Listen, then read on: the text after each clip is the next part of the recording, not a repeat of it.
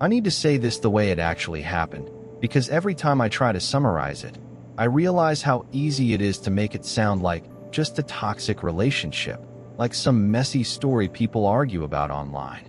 But what I lived through wasn't just toxic. It was something that slowly rewired my brain until fear felt normal, until peace felt suspicious, and until I started measuring my life in hours without conflict instead of days with joy. A while ago, I told people that my girlfriend, she was pregnant, kept manipulating me. Every time I tried to set a boundary or pull away, she would threaten to hurt herself. People told me to run. Not politely, not gently. They told me I was in danger. They told me I was being controlled. They told me I was being trained to feel responsible for someone else's choices. I read those comments and I felt ashamed because part of me agreed. But another part of me thought, they don't know her like I do. They don't know the good moments. They don't know how scared she is. They don't know what pregnancy does to someone. So I didn't run. I stayed. And we got married. I want you to understand how convincing my logic felt at the time. I wasn't thinking, I'm going to ruin my life. I was thinking, if I commit fully, she'll finally feel safe. If she feels safe, she'll stop escalating. If she stops escalating, we can be normal. Marriage, in my mind, was a stabilizer, a promise, a seal, a reassurance so strong it would calm whatever storm kept rising inside her. I was wrong. Marriage didn't calm her. It gave the chaos new territory. It gave it new rules. It gave it consequences that felt bigger, heavier, harder to escape. Before, if things got bad, my brain could still whisper, you could leave. After marriage, that whisper became, you can't leave. Not now. Not like this. Not with a baby coming. The first major fight after we got married started over something so small that it still scares me, because it taught me that the trigger didn't matter. It could be anything. It could be a breath, a glance, a word. I'm a content creator. That's my reality. People reach out, people ask for collaborations, people ask for follows, people ask for exposure, people ask to connect. One day, an influencer asked me to follow her on Instagram. I followed her. I didn't flirt. I didn't message. I didn't hide it. I thought, maybe she can help promote my content. Maybe this is part of building a network. My wife found out, and it was like a switch flipped. She didn't ask calmly. She didn't say, why did you do that? She didn't say, this makes me uncomfortable.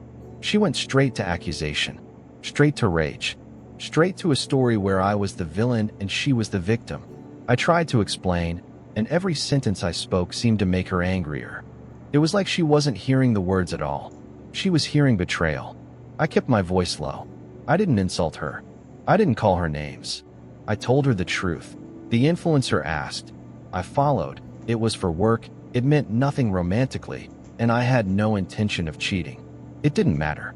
The yelling kept rising, and I felt something familiar in my body. The tightness in my chest, the heat behind my eyes, the sense that if I stayed in that room another minute, I was going to say something that would turn this into a disaster.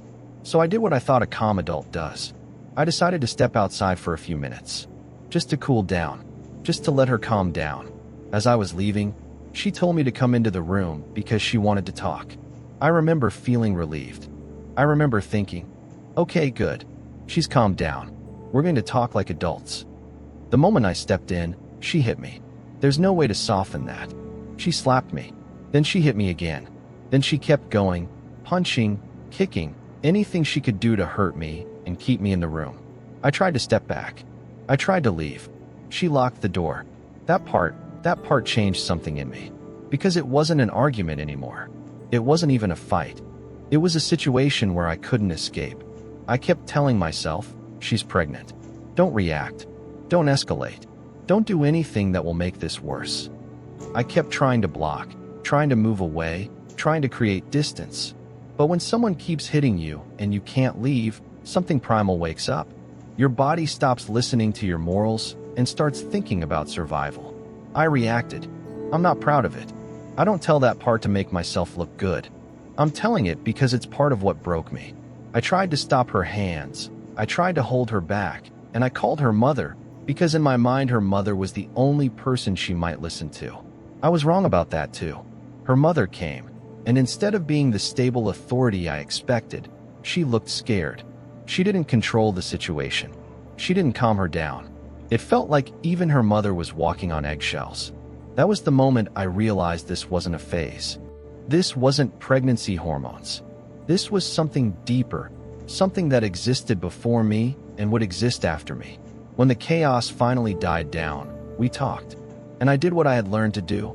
I apologized, not because I felt fully responsible, but because apologizing was the fastest path back to peace. I asked her what she wanted so we could move on. She said she needed to go to the beach. I booked a trip immediately. Bali. Next day. I want you to feel the absurdity of that. Not because Bali is special, but because of how automatic my response was. My brain had learned a pattern. Crisis happens, I fix it fast. I prove love with action, everything calms down, and I tell myself the problem is solved. And yes, Bali brought calm, for a moment. We had a few days where she seemed lighter, where she smiled more, where the world felt normal again. And those normal moments were like a drug. They made me believe again. They made me think, see, this is who she really is. The other version is just stress. But the calm never lasted. When we came back, the next fight happened, and I don't even remember what it started over. That's not me being careless. That's me being honest about what it felt like living with constant conflict. When you fight that often, the details blur. The topic doesn't matter. The pattern matters. She packed up her things and left. And this time, I let her go. I didn't chase her. I didn't beg. I didn't plead. I was exhausted. I remember sitting there in the quiet and feeling something I hadn't felt in months. Silence that didn't carry tension. Silence that didn't feel like the calm before a storm. For a brief moment, silence felt like relief. A few hours later, she called me crying, apologizing, saying she didn't know what she was doing, saying she was on her way back. When she returned, she wanted to talk, but it wasn't a conversation. She wanted me to listen while she spoke, and she didn't want me to respond. She wanted me to accept her version of reality without adding mine.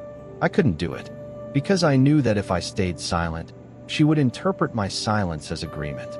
And if I agreed, I would be teaching her that her behavior had no consequences.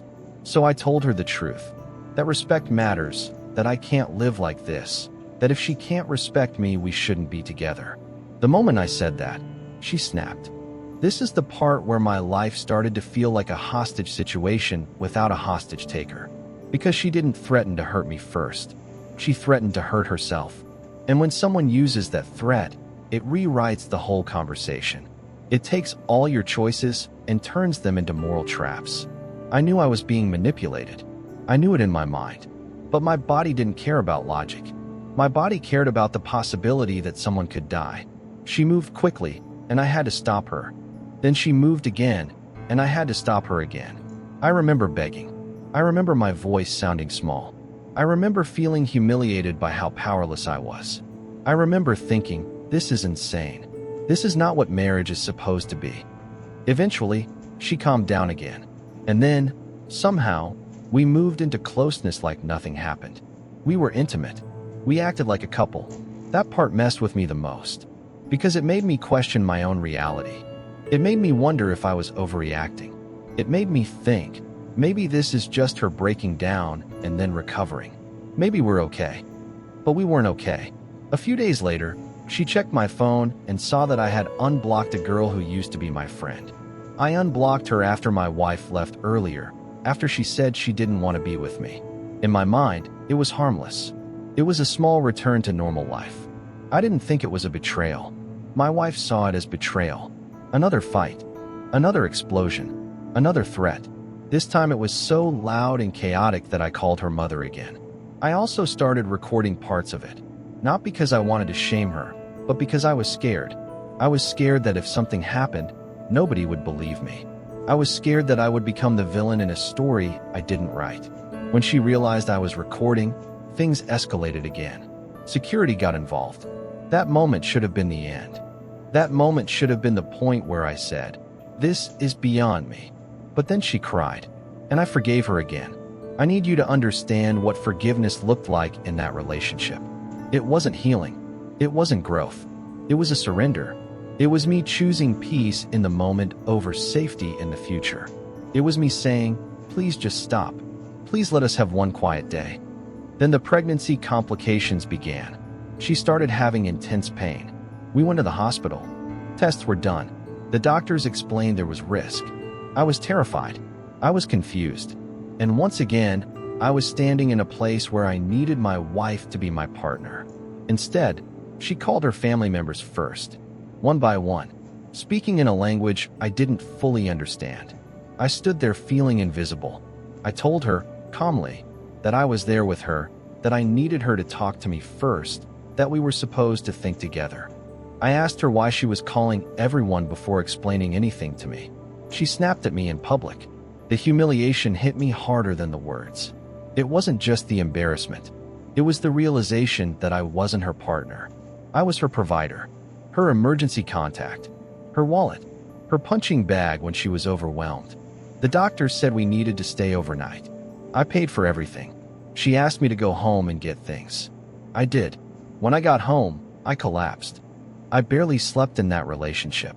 My body was always tense, but I was so exhausted that I fell asleep for a few hours. When I woke up, I saw messages from her. I rushed back to the hospital. She was crying. Even though I was still upset about the way she had treated me, I tried to be kind. I tried to hold myself together. At some point, I said something that was medically true but emotionally careless. I mentioned the risk of premature birth in a way that sounded blunt. She exploded and told me I shouldn't have said that. I apologized again, and in my mind, I was thinking something darker. I was thinking, we're here because you keep pushing your body to extremes. We're here because you keep living like consequences don't apply to you. I didn't say it like that. I knew that would trigger another explosion, but it was there, boiling in me. The next morning, the doctor said the only way she could get better was strict bed rest. I asked the doctor to tell her directly because she didn't listen to me. I already knew that if I told her, she would accuse me of controlling her. At home, I tried to do everything right. I cleaned. I cooked. I made the house comfortable. I told her she didn't need to lift a finger. I told her I would handle everything. I told her to order snacks, and she did. A lot. I paid for it. I didn't complain. I wanted her calm. I wanted her safe. I wanted the baby safe. But it was never enough. She kept getting up, walking around, moving constantly, and I kept reminding her, gently at first, that the doctor said rest. She would tell me she was tired of the bed. She would say she was just going to the bathroom. It happened over and over. I didn't know how to get her to take it seriously. Eventually, I raised my voice. And the second I raised my voice, I became the enemy again. That's the role I kept being forced into. If I didn't care, I was neglectful. If I cared, I was controlling. There was no way to win. There was only a way to delay the next crisis. 2 days later, I stayed up all night working. I was exhausted. When she woke up, she asked me to take something out of the refrigerator. I told her she didn't need to cook. I told her I would handle food when I woke up properly. I was barely staying awake. She got up and did it herself. She asked me to wash dishes. I did. I cleaned up. Then I slept for a couple hours. When I woke up, she was cooking. She said she was hungry. I didn't even argue. I was too tired. I sat with her and ate. We watched an Indonesian movie while eating, and I told her I was bored with the movie. It was nothing. A normal comment. A normal moment. I stepped into another room to make a call. She came in behind me and started yelling because I hadn't given her fruit. Fruit. That's what set off the next explosion. I asked her why she didn't just tell me she wanted fruit instead of yelling. She said something like, "Why do I have to tell you? Use your brain." I remember feeling confused, like my mind couldn't process how we got from dinner to disrespect in seconds. I stood up and went to the kitchen to get fruit. I thought, just do it. Don't argue. Don't escalate. While I was in the kitchen, she kept talking, and then she threw a bottle at me. I turned and said, "Is this how you treat your husband? Do you feel good treating me like this?" She picked up the bottle again and pointed it at my face. And then she reached for something sharp. I'm not going to describe details. I'm not going to make it graphic. I'm not going to turn this into shock content. I'll just tell you what matters. She threatened me. Directly. Not as a metaphor. Not as a dramatic statement. As a real threat. In that moment, my body went cold. Because up until then, I was living under the illusion that she was dangerous to herself, not to me. I kept thinking the greatest risk was that she would harm herself, and I would be blamed for it. That night, I realized I might be the one in danger. I told her to pack up and leave. And she did. It didn't take long. It didn't take persuasion. It didn't take tears. She left quickly, without remorse, like someone walking out after saying something they meant. After she left, I stood in the apartment and I couldn't breathe properly. I kept replaying it. I kept hearing the words.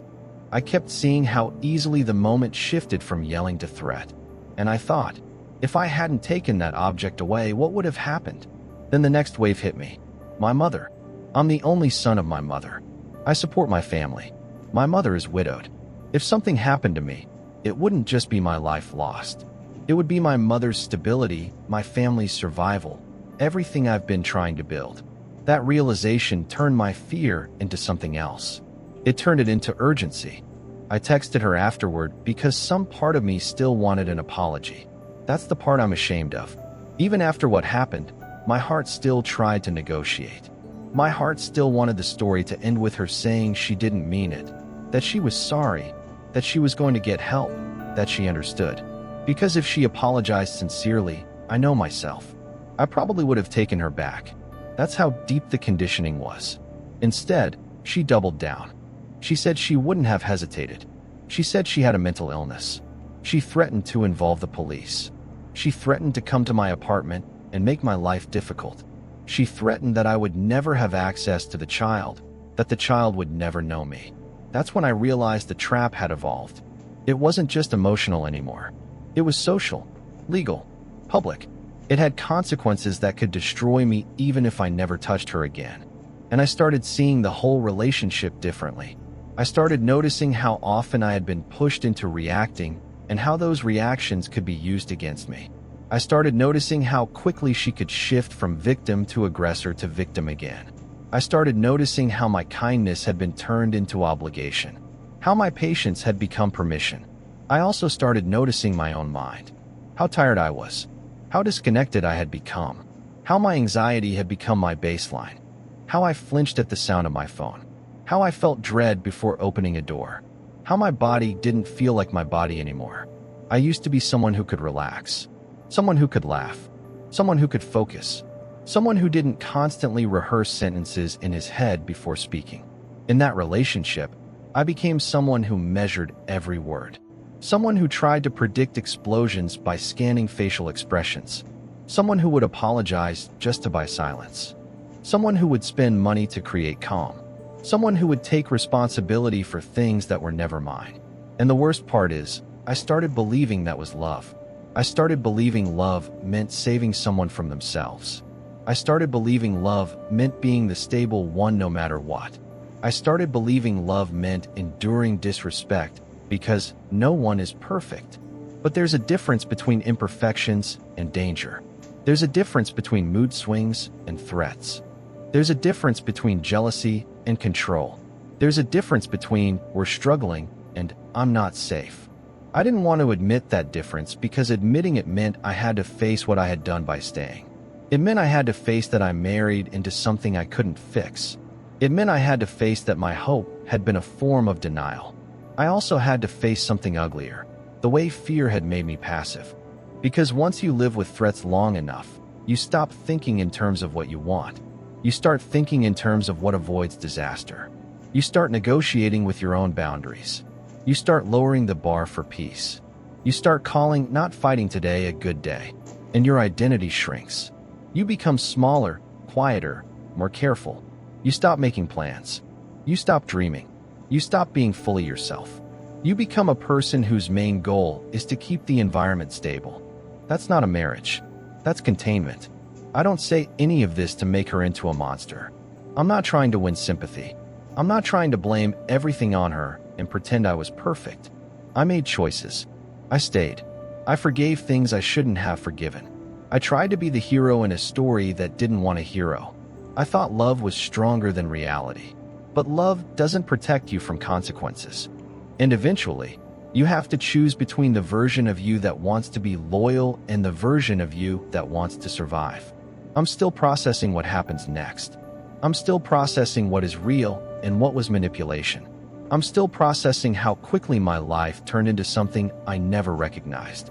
I'm still processing the fact that I could have lost everything, not because I was reckless, but because I kept trying to be good. And that's the part that haunts me. I stayed because I was afraid of what would happen if I left. But at some point, I became more afraid of what would happen if I stayed. And once you feel that shift in your body, once your survival instinct stops being a whisper and becomes a clear voice, you can't unhear it. You can ignore it for a while. You can distract yourself. You can tell yourself you're exaggerating. You can tell yourself you're tired. You can tell yourself you're being dramatic.